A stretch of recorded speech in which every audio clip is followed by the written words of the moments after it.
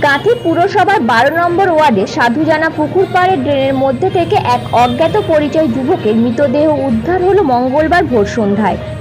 স্থানীয় বাসিন্দারা দেখতে পেয়ে কাঁথি থানার পুলিশকে খবর দেন। খবর ছড়িয়ে পড়তেই কাতারে কাতারে মানুষ ভিড় জমায়। মৃত যুবকের আনুমানিক বয়স 35 বছর। যুবকের পরনে টি শার্ট ও ফুল প্যান্ট। ঠিক কী কারণে ওই যুবকের মৃত্যু হলো তা এখনো পরিষ্কার নয়। খুন নাকি দুর্ঘটনা তা ময়নাতদন্তের রিপোর্ট এলে মৃত্যুর কারণ পরিষ্কার হবে। Bureau report, PM news.